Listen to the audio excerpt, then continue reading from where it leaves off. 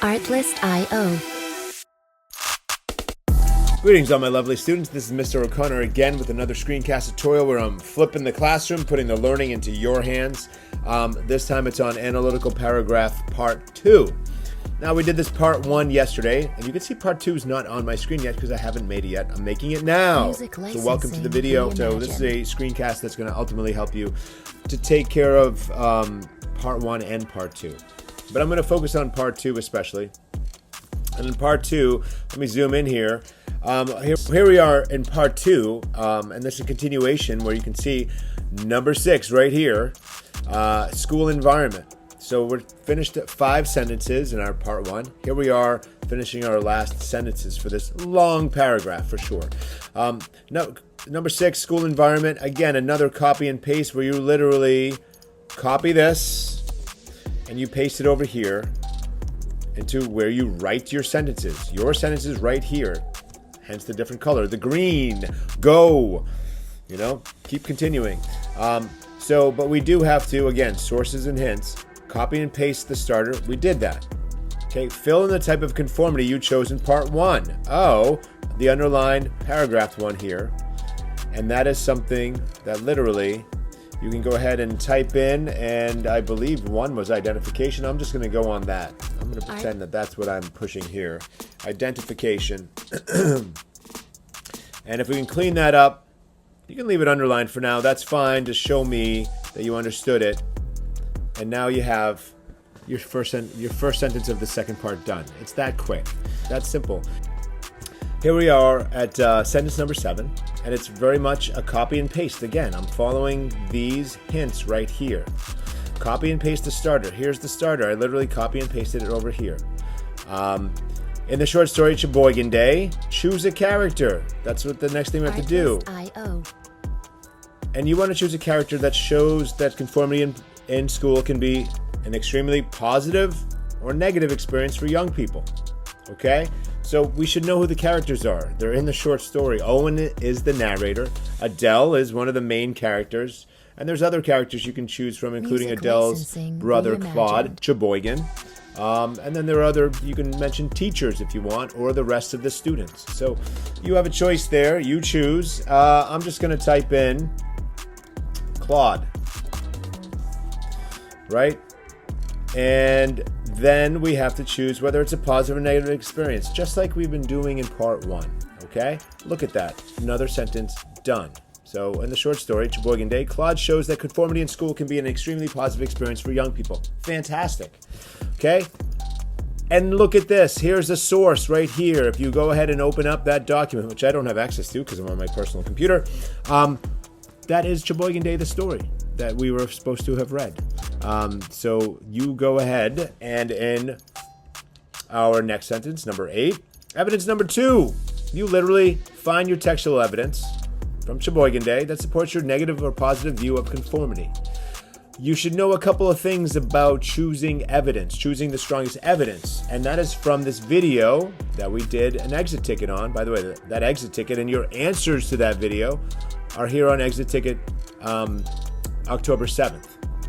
So check that out, and you will find the 2 most important things you need to look for in a strong piece of evidence, a strong piece of textual evidence. Okay, evidence from the text. That's going to help support your argument about conformity in Sheboygan Day. Okay, you're using, I'm going to have to find a situation with Claude and then write down from the book, which I'm not going to do here, so nobody copies me, in quotation marks. Start with the quotation mark, and then you have the quotation from the book.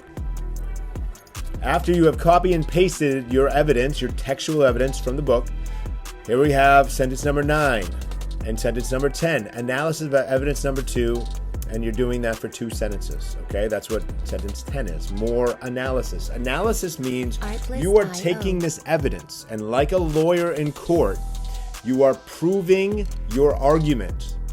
The defendant is guilty or the defendant is innocent. You are proving that based on evidence. Just like in court, they bring in evidence on cell phones and murder weapons and stolen goods and all the kind of other things. Evidence does not speak for itself. You need to speak for it. how does the evidence support your argument in your topic sentence? And again, feel free to toggle back and forth between the part 1 and part 2 of this analytical paragraph. So if you have to remind yourself what your topic sentence is, here we go. Schools create an environment that prompts, choose a type of conformity. So identification, which positively affects young people. Therefore, the evidence here should support that.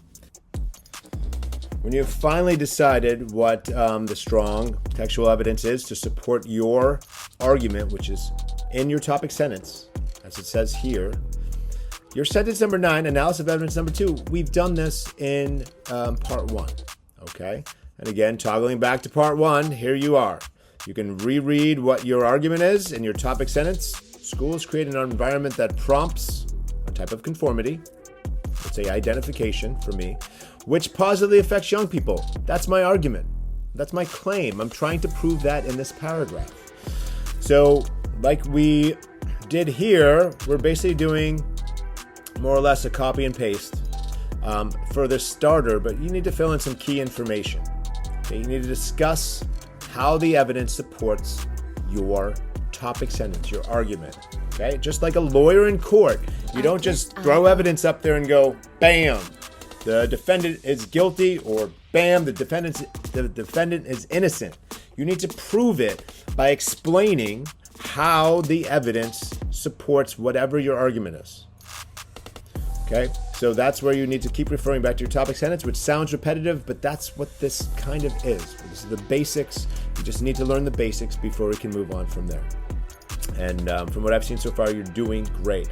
So I have these, again, sentence starters. These more idea starters that I'm asking you to use. Here we are at our last sentence. Sentence 11, the conclusion. All right, you have some sort of closing to a paragraph, obviously, much like you would have to a larger essay. Okay, in this case, it's another copy and paste. Okay, it's another copy and paste the starter. Now, this is just one idea how you can do it, but I love the word therefore, music licensing, especially in closing. And so what you need to do here is when it says echo your topic sentence, it'll tell you what echo means. Restate. Say it again in different language, in a different way.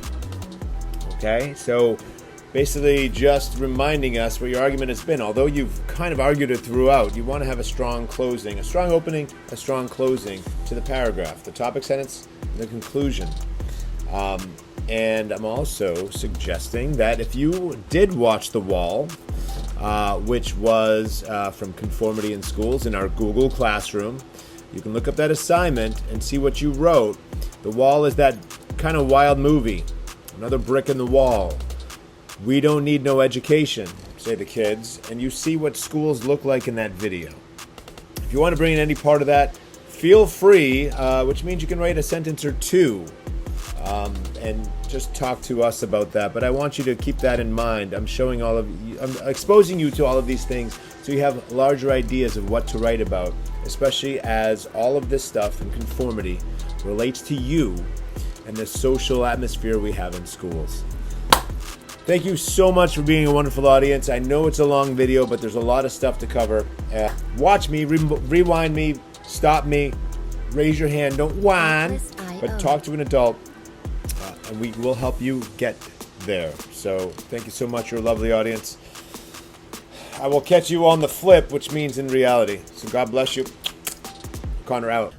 I mean, you know.